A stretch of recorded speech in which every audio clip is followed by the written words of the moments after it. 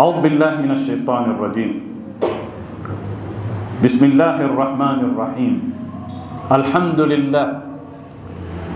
لله الذي لا يبلغ مدحته القائلون ولا يحصي نعماءه العادون ولا يؤدي حقه المجتهدون الذي لا يدركه بعد الهمم ولا يناله غوص الفطن الذي ليس لصفته حد محدود ولا نعت موجود ولا وقت معدود ولا أجل ممدود.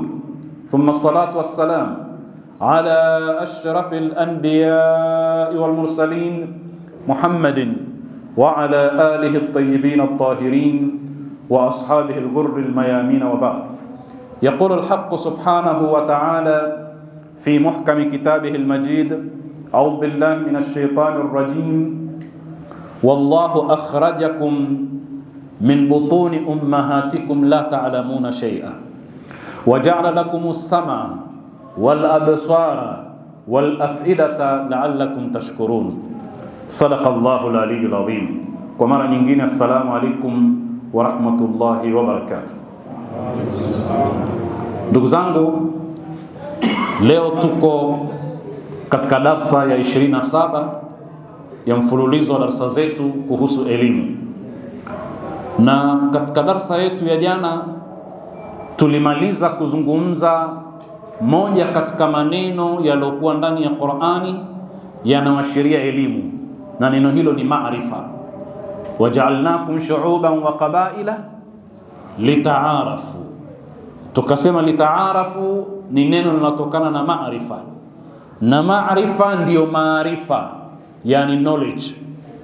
Ndio tukasema kufahamu mataifa na makabila mbalimbali sio mujarradi tu wa kuyajua kwamba hili ni kabila fulani na hili ni kabila fulani, lakini ni kujua khususiyatihi wa athari, yale mambo maalumu yanayowatofautisha na wengine, lakini na zile athari za wao kuwa vile walivyokuwa: kabila, lugha, utamaduni, mila, desturi.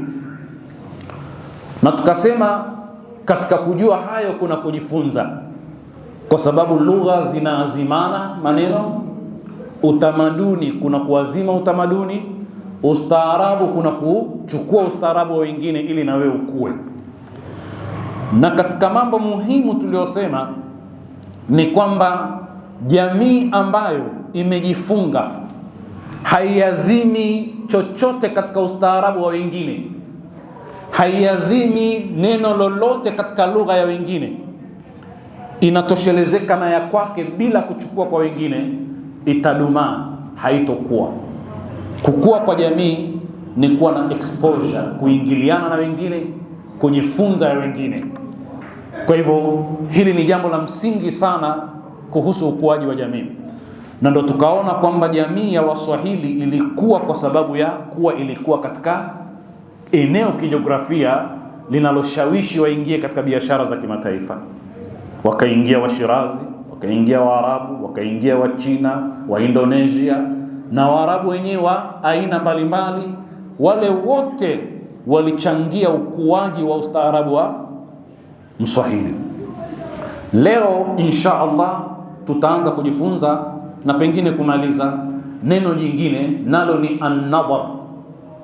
An-nadhar, yandhurun, falyandhuru, ambapo ni neno limetumika sana na Mwenyezi Mungu ndani ya Qur'an, na tafsiri yetu itakuwa ni rahisi tu. An-nadhar dhahiri yake ni kutizama, lakini mufassiruna akiwemo Sheikh Nasir Makarim Shirazi wanasema an-nadhar hapa maana yake ni at-ta'ammuli, kuzingatia.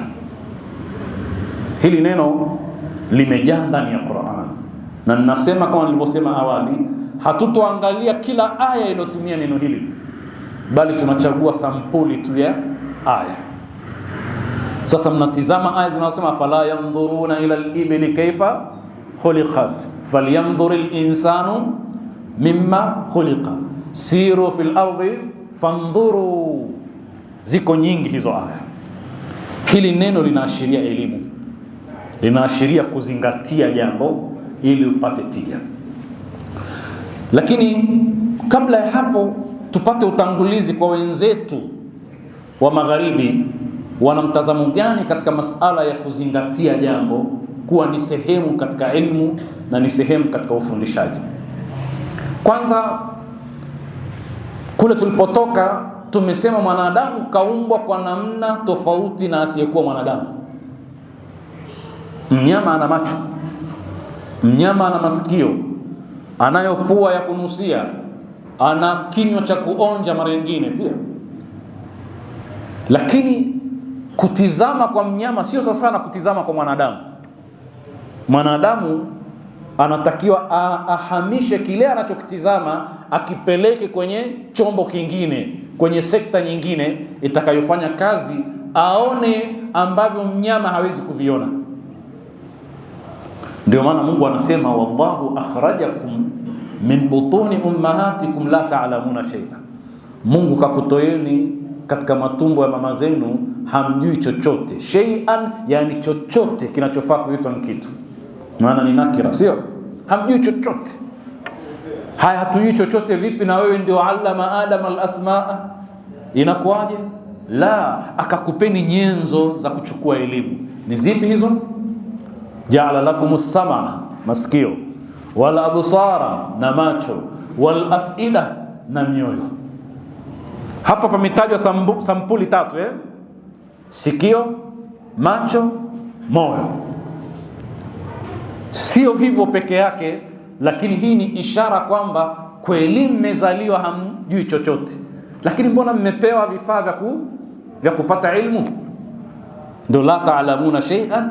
Na ukisoma aya hii vizuri utaelewa kwamba wallahu akhrajakum min butuni ummahatikum, Mungu kakutoeni katika matumbo ya mama zenu, la ta'lamuna shay'an, hamjui chochote. Kisha Mungu anasema baada ya hapo waja'ala lakumus samaa, akakujalieni masikio, wal absar, na macho, wal afida, na vifua. Maana yake ni kwamba baada ya kuwa mmezaliwa hamjui chochote, mkajua kupitia vitu hivi. Mkajua kupitia masikio, kupitia macho, kupitia mioyo. Kwa hivyo basi macho, na hapa ndo inatuhusu zaidi, ni moja katika nyenzo za mtu kusoma. Dole yandhurun, hawaangalii kwa maana hawazingatii.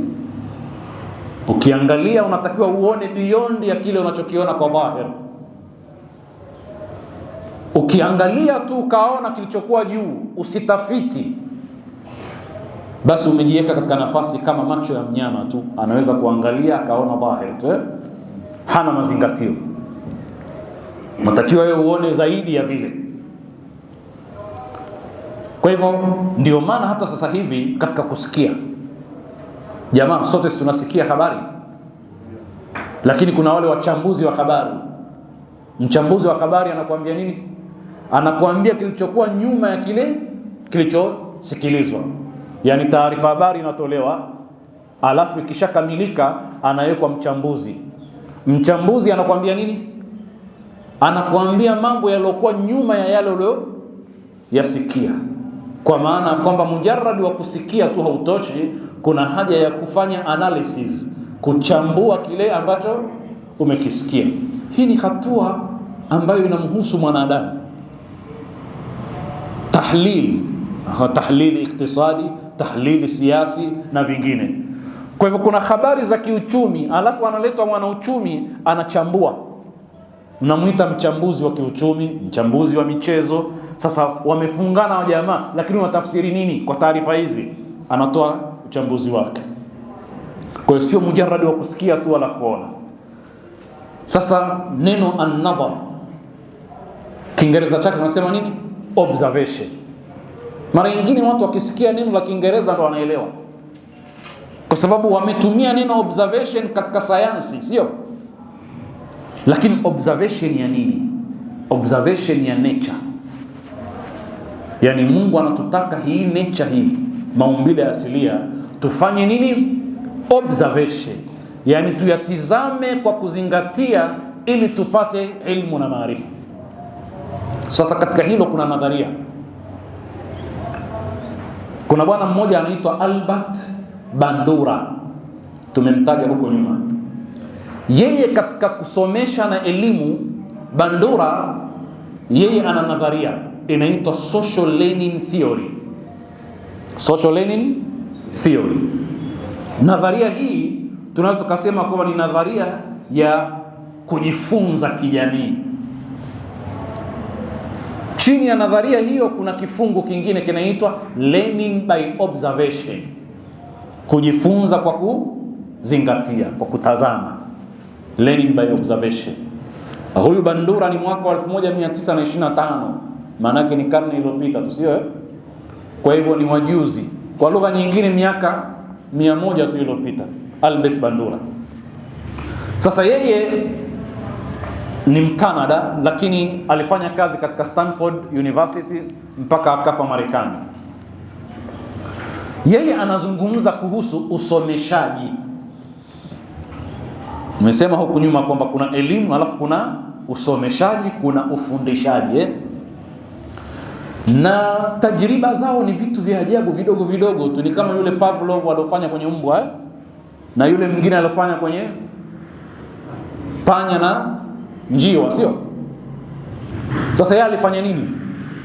Nadharia yake ilikuwa inahusu mdoli ambaye anafahamika kwa jina Bobo Doll. Bobo ni jina la kampuni. Huyu mdoli ni aina fulani ya mdoli aliyotengenezwa kwa plastiki na mpira, kiasi kwamba ukimfanyia vurugu ukamwangusha chini, ule mwili wake unasimama tena, sio? Sasa nadharia yake ni kwamba ni vitu vidogo vidogo tu, vituko. Aliwafungia watoto katika chumba na huyu Doli alikuwepo, mdoli huyu alikuwepo. Kisha yeye akawa anampiga sana yule mdoli, akianguka yule mdoli ananyanyuka namna alivyotengenezwa, kisha yeye anaendelea kumpiga. Alafu wale watoto wako pale wanatizama. Kisha baada ya muda akawaacha wale watoto peke yao na yule mdoli. Kilichotokea sasa katika michezo wale watoto na wao wakawa wanampiga sana yule mdoli. Yeye nadhari yake ni kwamba watoto wamesoma kwa kutazama. Ndio hiyo learning by observation. Na hii nadharia inajulikana kama ni sehemu ya nadharia ya social learning theory. Na mwenyewe nani? Albert Bandura, Mkanada. Sasa hii inahusu ufundishaji. Na ina maana sana kwamba wazazi mkikaa mahala, vile mnavyovifanya watoto wanavichukua, watavitekeleza katika maisha yao. Tumewahi kusema kwamba usidhani wewe kutoka nyumbani mkeo akakubusu mkono na wewe ukambusu mkono, alafu mara nyingine akakurekebisha kanzu au shati, alafu akakuaga ukaondoka, na ukirudi anakupokea vile vile. Usidhani kwamba ni sinema ndogo kwa watoto. Kwanza wanajifunza, wazazi wanapendana. Pili, wao wata-apply katika maisha yao ya kifamilia. Ndio yale utaona mke anasema mume hanipendi, mimi akitoka anatoka tu hivi hivi, akirudi anaingia hivyo hivyo tu. Kwa nini? Kwa sababu vipimo vyake ni vile alivyoona wazazi wake.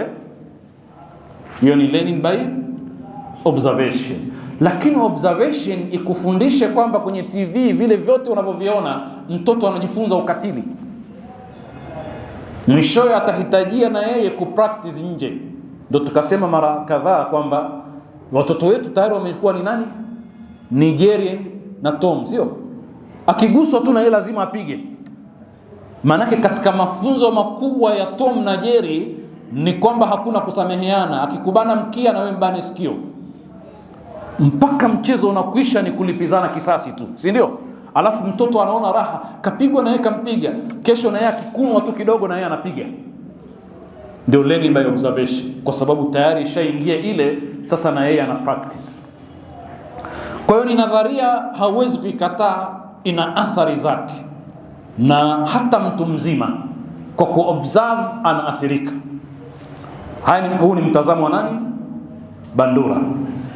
Lakini Muislamu katika aya hizi tutaona hazihusu ufundishaji tu, zinahusu elimu yote kwa ujumla, ikiwemo ufundishaji.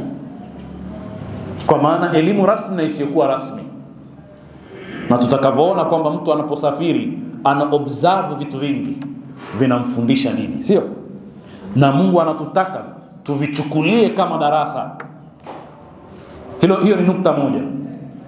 Ya pili ni experimental learning theory. Hii ni nadharia ya kujifunza kupitia uzoefu. Mwenye nadharia hii anaitwa David Kolb. Yeye ni wa mwaka 1939 baada ya yule Bandura, Marekani huyo. Anasema kuna hatua 4. Kwanza, mtu anapata uzoefu katika kitu. Akishapata uzoefu anazingatia, yani ana focus. Kisha baada ya hapo anaelewa, kisha anatumia yale maarifa. Yani anazungumza zile hatua za mtu. Anaweza kuwa ni kijana amefungua injini au anaitizama injini inafunguliwa. Anazingatia, si ndio? Akishazingatia anaelewa. Akishaelewa sasa anaweza kutumia ile maarifa na yeye akafungua injini akafunga. Na utaona hata mtoto akikuona unafanya kitu, baadaye ukiondoka na yeye anaenda kukifanya. Kwanza ametizama, kisha akazingatia, kisha akaelewa.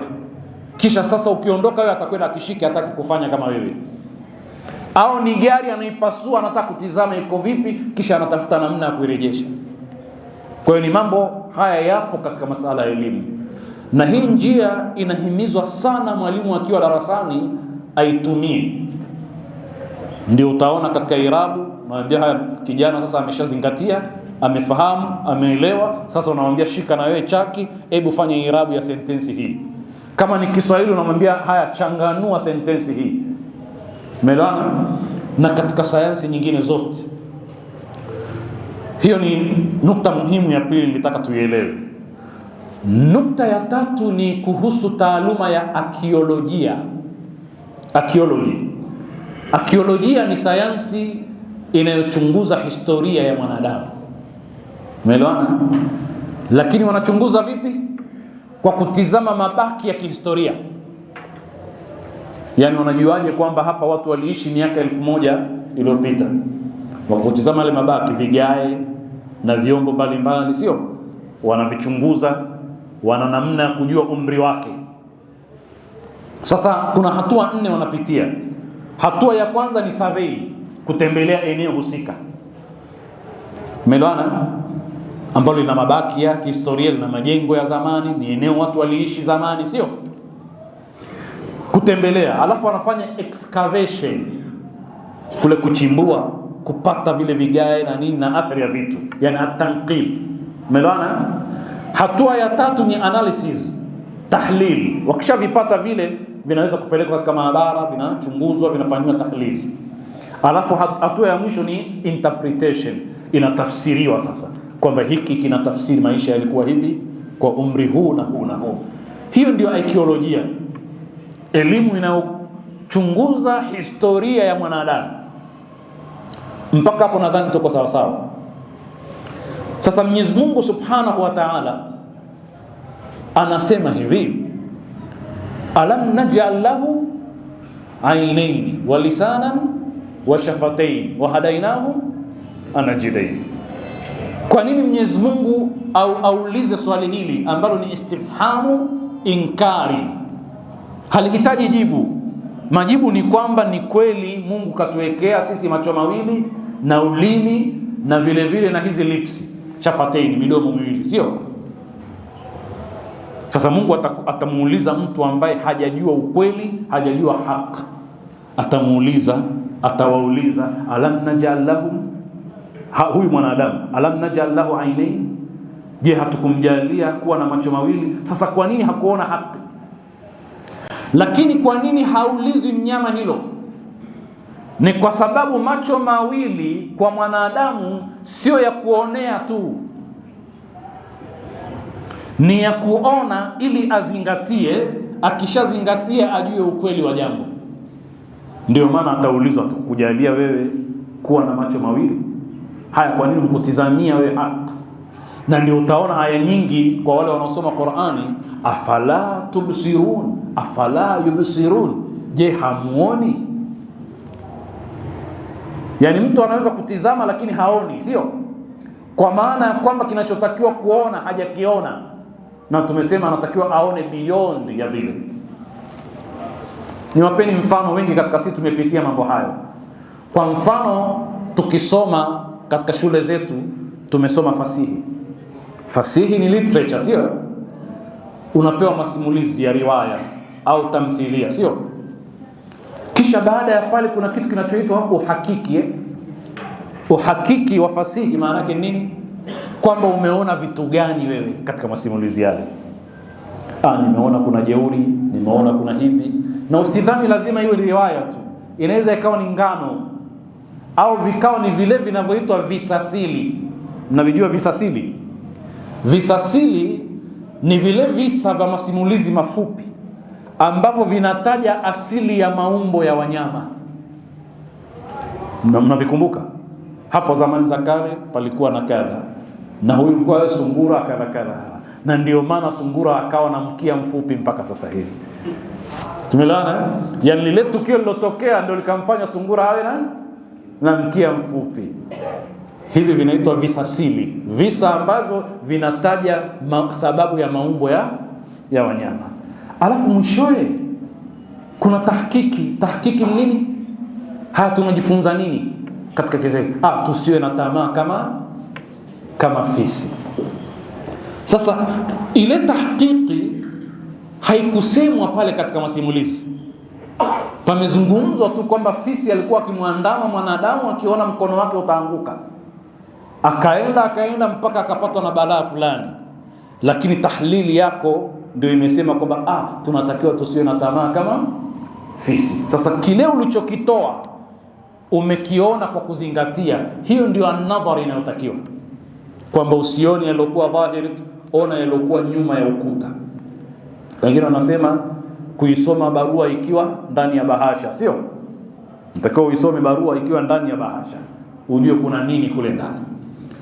Kwa hivyo, alam naj'al lahu aynaini, mwanadamu ataulizwa kwamba je, hatukumjalia macho mawili kwayo akaona, akazingatia, akajua ukweli? Chukule mfano, aliyegundua gravitation ni ile nguvu ya mvuto, kwamba sisi ukirusha kitu juu kinashuka chini, sio? Tuko pamoja jamaa? Ni nani yule anaitwa, jina lake? Anaitwa nani jamaa? Aliyegundua kwamba kuna mvuto fulani inaitwa gravitation, kwamba hata ukirusha kitu juu lazima kishuke chini. Isaac Newton. Na kuuliza yeye hakuweka gravitation, sio? Amegundua. Lakini aligundua katika nini? Katika hali gani? Kisa chake kinafahamika, sio? Amekaa kwenye mti, tufaha tunda likaanguka, sio? Mimi na wewe tukifanyaje? Hatua ya kwanza mkulila, si ndio? Lakini yeye akajiuliza kwamba kwa nini hili tunda lije chini. Unajua ni vitu vya kawaida tunavyoishi navyo, lakini Mungu anatutaka tuzingatie. Si hatutaki kuzingatia. Wewe unaona mvua lazima ishuke tu. Inashuka kwa vigezo gani? Mimi kinyanyua mguu na urudisha chini. Kwa nini kinyanyua siwezi kupaa nao? Mbona ndege anapaa, sio? Sasa yeye kafikiria, kwa maana kazingatia. Kwa nini hili tunda limekuja chini halikwenda juu? Wewe kwako kuja chini ni kawaida, lakini kwake akazingatia, akagundua kuna mvuto, unavuta chini vitu. Kwa hiyo anajulikana leo hii duniani kwa kugundua kitu ambacho mimi na wewe tunakiishi kila siku, tunakiona kila siku, lakini hatukigundui. Hiyo ndiyo dawa ya Mungu kwetu sisi. Afala yanzuruna, anatutaka tufanye hivyo. Sasa Mungu anasema katika surati At-Tariq, aya mnayojua, falyanzuril insanu mimma khuliqa. Na atizame mwanadamu ameumbwa kutokana na nini. Aya nyingi za Qur'an zimesema ameumbwa kutokana na nini, lakini hata hapa amesema khuliqa min ma'in dafiq, ameumbwa na maji yenye kuchupa, sio? Katafute kwa nini yanachupa, sio? Yani kwa nini yanatoka kwa nguvu? Yangekuwa hayatoki kwa nguvu ingeleta athari gani, sio? Yakhruju min baini sulbi Wataraib yanatoka baina ya asulbi na taraib, mgongo wa mwanaume, kifua cha mwanamke. Sasa utaanza majina, kuna buwaidha, sijui hayawanat manawia, kuna mayai yanayotoka kwa mwanamke, kuna viini hai vinavyotoka kwa mwanaume, sperm racing. Mungu kakudokezea. Baada ya pale ni gari lilosukuma na liende sasa, ukasome vizuri ni vitu gani vinavyotoka kwa mwanaume na mwanamke vinakwenda kutunga mimba. Hii ni biolojia, sio? Na ni katika natural sciences. Lakini Mungu aliposema falyandhuril insanu, maana yake akatizame namna sperm zinatoka, akatizame namna hapana, achunguze, ajue sayansi iliyoko ndani katika biolojia hiyo. Na ndio leo hii watu wamekwenda mbele mpaka wamejua na wanaendelea kujifunza kila siku kwamba zile sperm zinabeba nini, na vile viini vinaweza kuwa hai kwa muda gani, na vinakutana vipi na mayai ya mwanamke, mimba inatungwa vipi, inakuwa vipi, yale marahili yote. Sasa hapo ni katika elimu. Nadhara falyanzur al-insanu mimma khuliq afala yanzuruna. Aya nyingine nyingi umeelewana. Kwa hiyo Mwenyezi Mungu Subhanahu wa Ta'ala anatuhimiza kwamba tutizame tumeumbwa kutokana na nini? Khuliqa min ma'in dafiqin yakhruju min bayni sulbi wat tara'ib. Lakini vile vile anasema falyanzuril insanu ila ta'ami. Sio ikiwekwa chakula kiwekwa mezani tu unakula. Ni kweli wewe umekwenda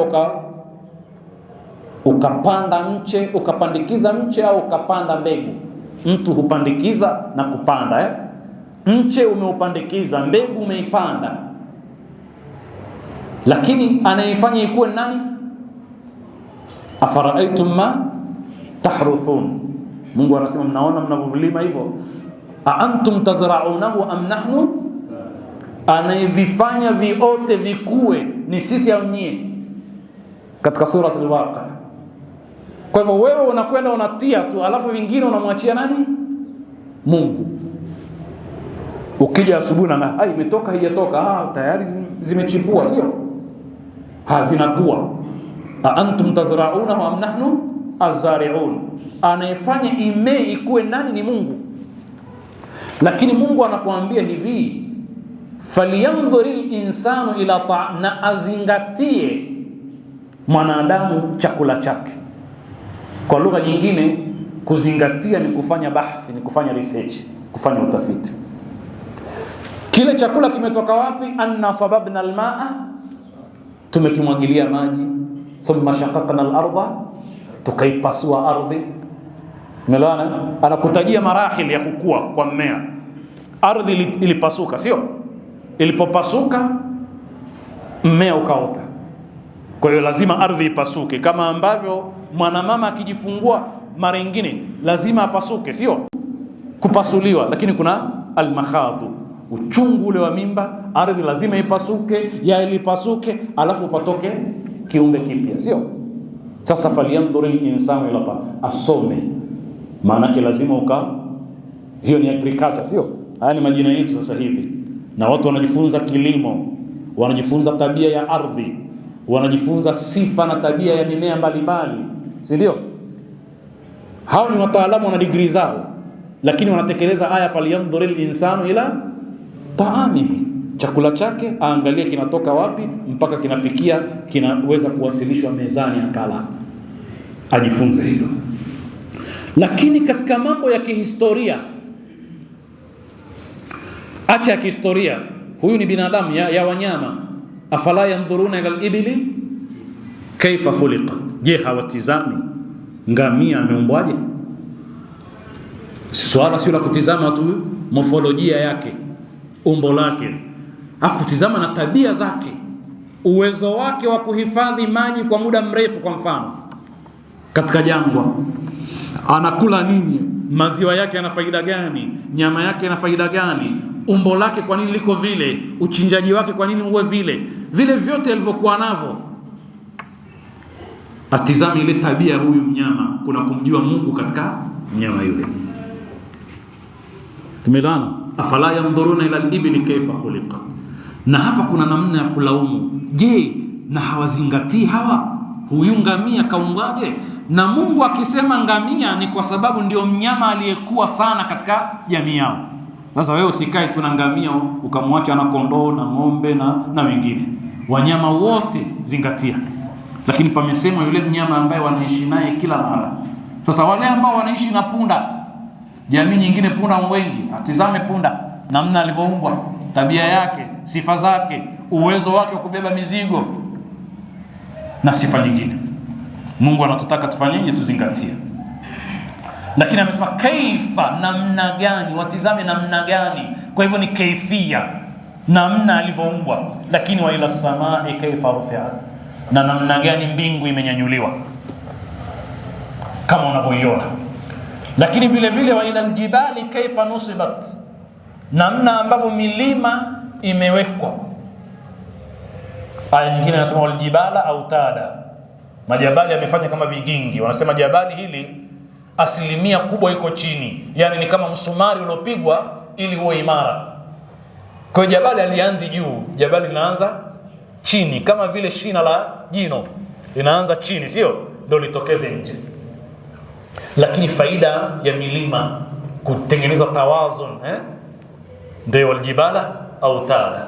Haya, kajifunze mambo yote ambayo ni faida zinazotokana na kuwepo kwa milima, na namna Mungu alivyoigawanya hii milima, huku akaweka mingi, huku michache, na akaipa maumbo tofauti tofauti. Lakini katika mambo ya kihistoria ndio hiyo tunaosema arkeolojia, kutizama athari na mabaki ya binadamu alafu kujua historia ya wanadamu. Ziko aya nyingi sana mnazifahamu, zimetumia neno nadhar. Afalam yasiru fil ardi, je hawatembei katika ardhi? Kwa nini hawakutembea katika ardhi? Kwa nini hawatembei katika ardhi? Kwa nini ya Rabbi? Fayanzuru kaifa kana aqibatu alladhina min qablihim, ili wazingatie waone matokeo mabaya ya wale waliokuwa kabla yao wakakanusha. Yani kuna watu waliangamizwa, sio? Ashabul ukhdudi na wengine. Kwa nini hawatembei wakazingatia, wakaona athar?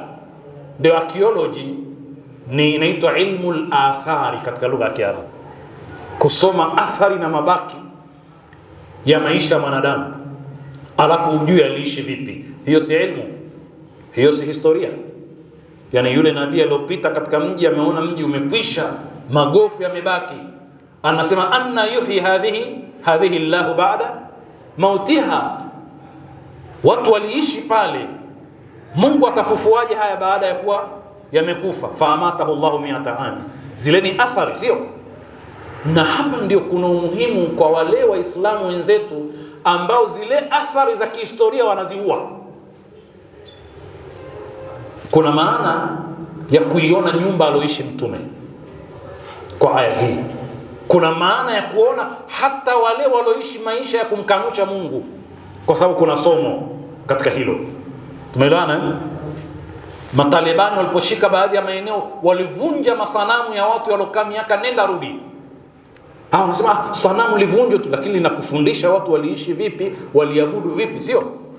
Leo mimi nikienda nikaambiwa hii ndio nyumba ya Saidina Ali, hapa ndipo alipokaa, hapa ndipo walipokaa watoto wake, hapa ndio chumba chake, hiki ndio kisima chake, sio? Na distance baina ya hapa ndio na pale ndio msikitini, na muelewa zaidi, sio? Kama vile namuona huyu Imam Ali, sio? Unapoambiwa kwamba hivi ndio viatu vya Mtume vilivyobaki, ndugu yangu, havikuathiri? Kuona kanzu ya Mtume iliyobaki ni hii, ukaitizama hivi. Sasa watu wamewekewa vitu hivi mpaka nywele za Mtume, alafu kuna watu wanasema hapana, haitakiwi, ni shirki, vitu hivi vifutwe, viondoke. Lakini Mungu anatutaka zile athari tujifunze. Ndio leo utaona hata Saudia hakuna baadhi ya vitu, viko Uturuki, viko nchi fulani, kwa sababu wenye kujua thamani yake walivichukua walipokuwa wametawala wao, hawakurejesha kwa sababu wanajua thamani yake. Ndio utaona shirika kama la UNESCO leo hii. UNESCO ni shirika la kimataifa la Umoja wa Mataifa la mambo ya sayansi. na mambo ya turathi na tamaduni za watu, UNESCO. Sasa utagundua kwamba kuna baadhi ya maeneo hawataki vitu fulani fulani vifutwe, na ni hatia mkivifuta. Leo ukienda katika mji kama Lamu, wanakataza watu kuingiza magari na mabajaji na mabodaboda, kwa sababu yanaharibu ile turathi ya maisha yao ya asili. Wanataka watu waendelee tu kuwa na punda wao. Mtu siku ya Ijumaa anavaa kanzu yake nzuri na kofia, anapanda punda, anakwenda msikitini. Na ni maisha ya kawaida, si? Salamu alaykum jamaa, alaykum salaam, anapita na punda wake mtaani. Kitu cha kawaida kwao, sio? Lakini maisha haya wakiyatafuta kwenye jamii nyingine hawayaoni. Kwa hiyo wameleta pale, kwa watu waliofika wanajua, wameleta pale mpaka hospitali ya punda kuhakikisha punda waendelee kuwepo, kulinda ile turathi, sio? Haya, nyinyi mnavunja vya kwenu, hamtaki vikae, wakati ambapo kuna ilmu katika kuendelea kuwepo. Mtu anajifunza, yani mtu Al-Kaaba iko vile ilivyokuwa sasa hivi, ukienda machozi yanakutoka. Haya, ungeona vitu katika uhalisia wake, ukaona namna zile athari zikabaki za jengo lile la Al-Kaaba vile lilivyokuwa, nyumba ya Mtume, kaambiwa hapa ndipo Mtume alipoishi, sio? Lazima uathirike, sio? Unamuona zaidi Mtume. Si tunahadithiwa kila siku vita vya Badr, vita vya Uhud, lakini nenda ukaonyeshwa hapa ndipo watu walipopigana katika milima ya Uhud, ndio hii. Utaelewa zaidi na utaathirika zaidi, sio? Haya, huyo Firauni unahadithiwa habari zake, ukienda ukaona alikuwa hapa, aliishi hivi, kasri yake ilikuwa hivi, huathiriki? Anasema Firauni bwana alikuwa kafiri na alimkanusha Mungu, kuna haja gani? La, kuna ilmu. La, kama hakuna ilmu Mungu asingesimulia habari zake. Sasa ndio hayo Mungu anayosema, afalam yasiru fil ardh, je, hawatembei katika ardhi waone akiba, matokeo mabaya ya nani? Ya watu ambao walikanusha alafu wakaadhibiwa. Ndio utaona watu wanatoa pesa zao, hao wanakwenda ziara, akirudi tayari amesheheni energy ya kiroho, anabadilika, anaathirika kiroho, imani inamuingia zaidi, sio? Hapa ndipo walipokuwa ashabul kahfi, na hili ndio pango lao, na likaa hivi. Kwanza unamuelewa Mungu zaidi na imani inazidi. Sasa tukishaondosha athari zote hizi, future yetu itakuwaje? Kwa hiyo tuna haja ya kuibakiza hivyo. Mungu anasema falam yasiru fil ardh, je, hawatembei katika ardhi, fayanzuru kaifa kana aqibatu alladhina min qablihim, waone athari mbaya za wale waliokuwa kabla yao. Dammara Allahu alaihim, Mungu aliwaangamiza wale, lakini waone zile athari za maangamizi. Hapa waliishi wakafanya hivyo wakafanya vile, hapa Karuni alikuwa hivi, Mungu alimwadhibu. Hii ndio ardhi aliyoipindua Mwenyezi Mungu. Hapa ndio kwenye safari ya Nuhu na jahazi lake ilianzia hapa. Haya ni mbao zilizobaki za athari ya jahazi la Nuhu alayhi salam. Vyote vile vinaathiri jamaa. Tuko pamoja? Qul siru fil ardi. Aya nyingine Mungu anasema tembeeni katika ardhi, nendeni. Fandhuru kaifa bada al-khalq, alafu jifunzeni uumbaji wa Mungu ulianzaje. Maana yake historia, kwamba watu wa zamani kumbe waliishi hivi, nyumba zao zilikuwa hivi, alafu baadaye zikabadilika zikawa hivi. Yani wakati huo mtu ana kasri, lakini kasri yenyewe ndio hii.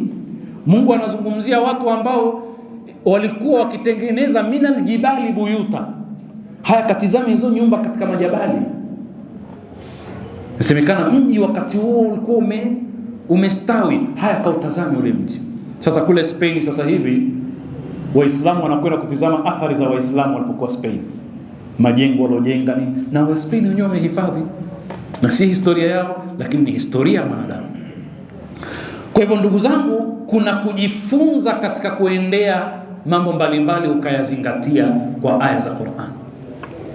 Wakati mwingine hapana, sio mambo maalum ambayo, yani wao katika historia wanasema historical sites. Historical sites ni maeneo ya kihistoria. Niliwaambia siku moja katika darasa zilizopita huko, sikumbuki mwaka gani, kwamba Zanzibar karibuni Profesa mmoja nadhani ni Mchaga yule, anaitwa Chami, Zanzibar hapo katika moja ya mapango pale caves pale Zanzibar, miaka michache iliyopita amegundua kupitia vigae kwamba kulikuwa kuna maisha ya kijamii miaka kiasi 3000 na iliyopita. Sio masala miaka 2000, 3000 na iliyopita watu waliishi kupitia historical science na hiyo arkeolojia. Sasa hiyo ndio elimu anayohimiza Mwenyezi Mungu. Sasa tembeeni, katika kutembea sio lazima pawepo na historical sites. Mimi nikiondoka hapa nikaenda Lamu, watu wenye utamaduni tofauti, kuna vitu najifunza maisha yao yale. Nikitoka hapa nikaenda Urangini, Unyaturuni, vyakula vyao, maisha yao, salamu zao kijijini pale, kuna vitu vya kujifunza. Unajua mpaka leo hii Kondoa zile tabia tuliziacha huku bado zipo, kwamba ikiwa Ramadhani imeingia magharibi, mimi niko mtaani napita na aliko iftari. Iftari yenyewe ni mihogo na viazi, lakini ndio iftari iliyokuepo, sio? Na unaidharau, lakini ndio yenye afya. Bado mtu mnyonge anakualika njoo tule, hujifunzi. Wewe unaishi maisha ya mjini. Kwa hivyo katika kutembea kuna kuona mambo mapya ukajifunza. Sasa hivi ukipanda ndege, ukiwa angani tu, yale mandhari unayotazama chini na mbele ni darasa tosha, sio? Lakini pale pale katika ndege kuna wanakunywa pombe, wengine wanafanya vituko vyao, kila sampuli ya vituko. Yeye kama vile amepewa guarantee na Mungu kwamba atarudi duniani salama huko chini, sio? Lakini kama uko makini unatizama umbo la Mungu namna alivyoumba, sio? Ukitizama chini, ukitizama kule, unamuona Mungu. Na ndicho ambacho Mwenyezi Mungu Subhanahu wa Ta'ala anatutaka tukielewe. Tumeelewana? Sasa ndege ikiwa kasi kule juu, watu wanatembea kawaida, naingia msalani, toilet kawaida, hakuna kutikisika, na ujue dunia inazunguka kwa kasi kubwa kuliko mwendo ule, na sisi tunatembea kawaida pia. Kwa nini hatusikii? Hakuna makorongo, sio? Nazunguka vizuri. Kwa hiyo hakuna anayehisi kwamba hii dunia inasafiri kwa mwendo kasi sana. Lakini sisi tuko sawa sawa. Pakitokea mtikisiko wa ndani tu kidogo hivi, tetemeko, watu hatuna amani. Hapa likitokea sasa hivi hakuna atakayeaga kwenye darasa.